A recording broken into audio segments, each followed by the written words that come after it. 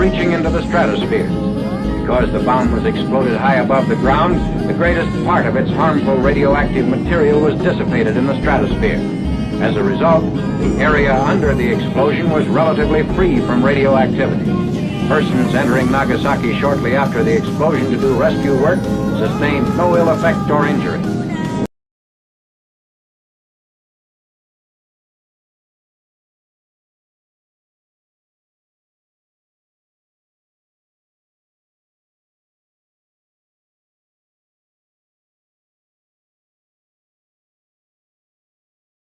Pada tanggal 14 Agustus 1945, Sultan Syahrir mendengar berita bahwa Jepang menyerah tanpa syarat kepada sekutu.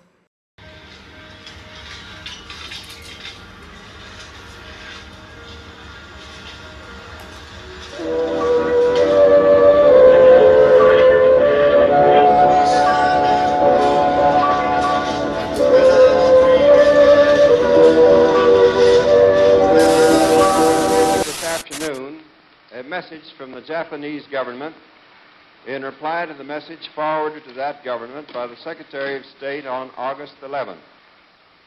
I deem this reply a full acceptance of the Potsdam Declaration, which specifies the unconditional surrender of Japan. Keesokan harinya, pada tanggal 15 Agustus 1945, Khairul Saleh, Sultan Syahrir, Wikana, dan Darwis tiba di kediaman Soekarno di Jalan Pegangsaan Timur nomor 56 Jakarta.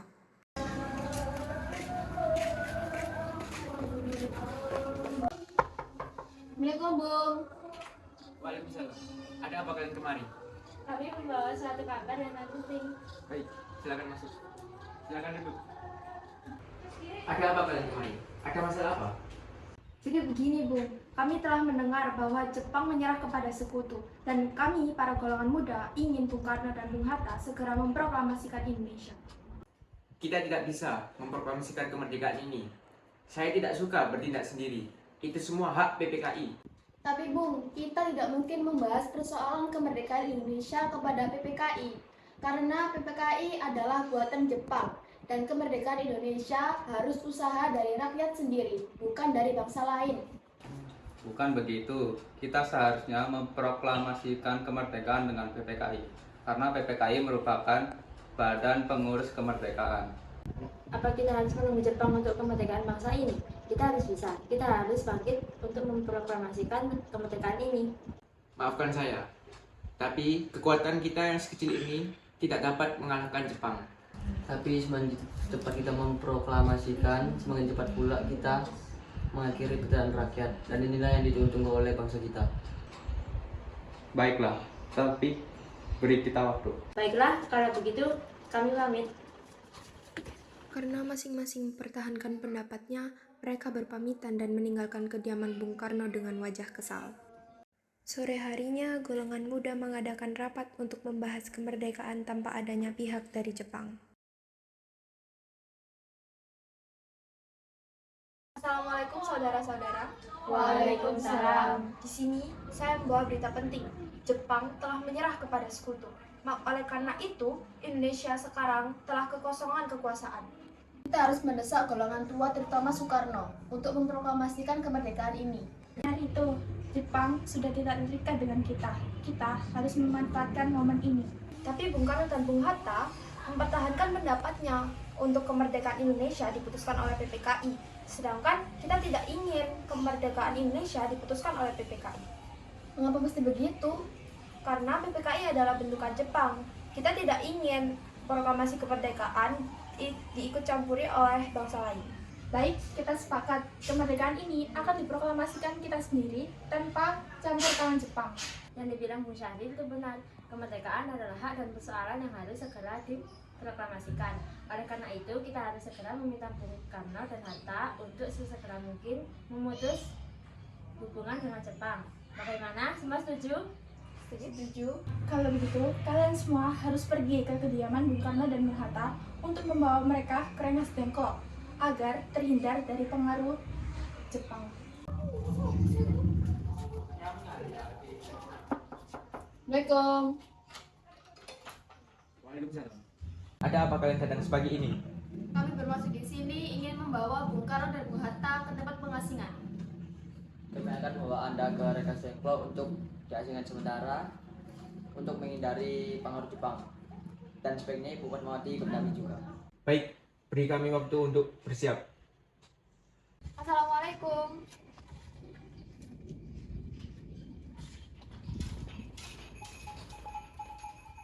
Waalaikumsalam. Mari ikut kami ke tempat pengasingan. Pengasingan? Pengasingan apa? Tenang, Bung Karno juga ikut kami ke sana. Pada pukul 17.30, rombongan dari Jakarta yang dikawal peta tiba di Rengas Dengklok untuk menjemput Soekarno dan Hatta.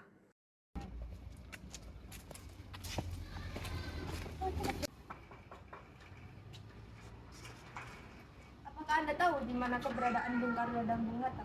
Maaf, saya tidak tahu. Katakanlah kepadaku di mana keberadaan mereka. Aku akan menjamin keselamatan mereka jika mereka ada di Jakarta. Dan aku juga akan menjamin proklamasi akan diadakan pada 17 Agustus, lambat-lambatnya pukul 12 siang. Baiklah, saya akan mengantar Anda.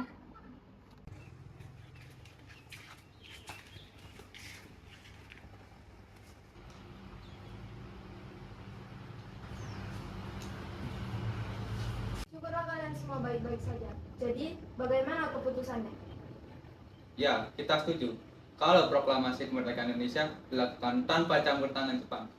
Lalu, kapan kita akan melakukan proklamasi Indonesia? Bagaimana jika besok? Pasukan di Jakarta sudah siap.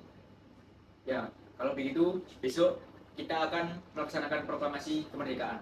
Baiklah. Bagaimana kita akan membicarakan tentang naskah proklamasi kemerdekaan kita? Jepang tidak akan mengizinkan kita sekarang, apalagi jika mereka tahu kita akan merumuskan proklamasi. Saya punya ide. Bagaimana jika kita meminjam rumah perwira Angkatan Laut Jepang, Laksamana Maeda? Baiklah, Bung, saya setuju. Kita akan ke rumahnya malam ini. Selesailah perundingan antara golongan tua dan golongan muda di Rengas Dengklok. Mereka semua kembali ke Jakarta untuk membahas lebih lanjut tentang proklamasi kemerdekaan.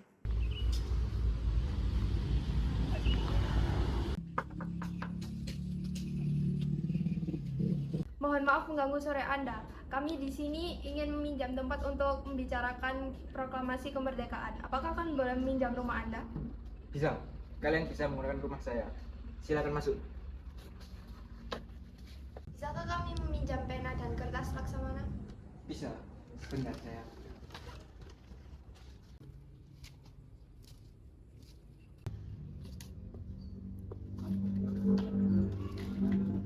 Bagaimana dengan penandatanganan naskah ini? Menurut saya, naskah proklamasi ini jangan ditandatangani oleh PPKI, karena PPKI adalah badan dari Jepang. Bagaimana jika naskah ini ditandatangani oleh para hadirin yang ada di sini seperti Amerika? Jangan. Kita tidak boleh meniru bangsa lain. Lalu, bagaimana Bung Karno? Karena ini berkat jasa pejuang Indonesia, maka naskah ini ditandatangani atas nama bangsa Indonesia. Setuju. Saya juga punya usul. Bagaimana jika naskah ini ditandatangani oleh Anda dan Bung Hatta sebagai perwakilan Indonesia?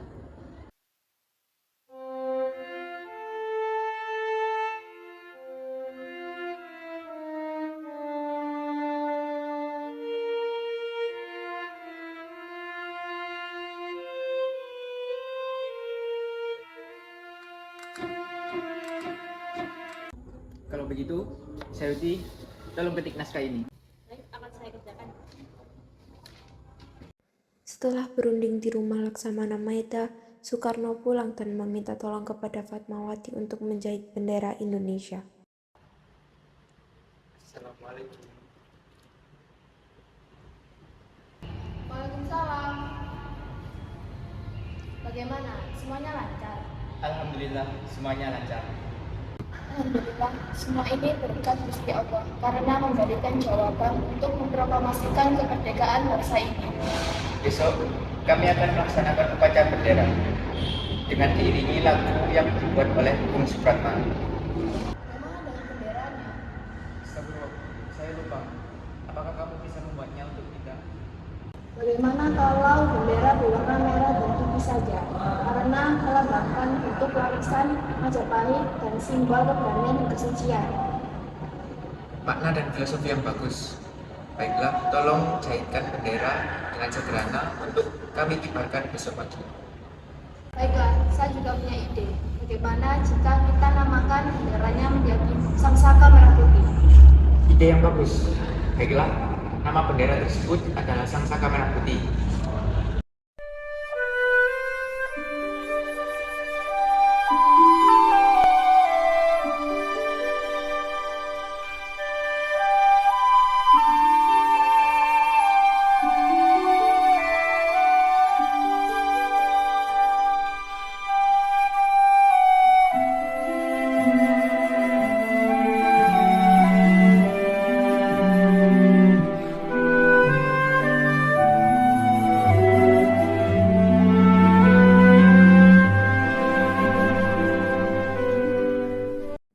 Keesokan harinya, proklamasi kemerdekaan Indonesia dilakukan pada pukul 10 pagi, hari Jumat, tanggal 17 Agustus 1945 di kediaman Bung Karno, Jalan Pegangsaan Timur nomor 56, Jakarta.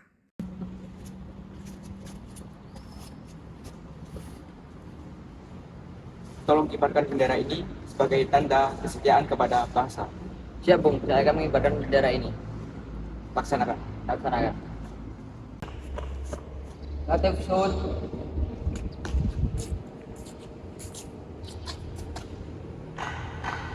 Kalian diberi kehormatan untuk berbicara bendera ini untuk pertama kalinya dalam sejarah bangsa Indonesia. Baik, Komandan, saya tidak akan mengecewakan Anda. Saudara-saudara sekalian, saya mengumpulkan kalian di sini untuk menyaksikan peristiwa maha penting ini. Beratus-ratus tahun kita berjuang untuk hari ini. Merdeka! Merdeka! Proklamasi. Kami, bangsa Indonesia, dengan ini menyatakan kemerdekaan Indonesia. Hal-hal yang mengenai pemindahan kekuasaan dan lain-lain diselenggarakan dengan cara saksama dan dalam tempo yang sesingkat-singkatnya. Jakarta, 17 Agustus 1945, atas nama bangsa Indonesia, Soekarno, Hatta.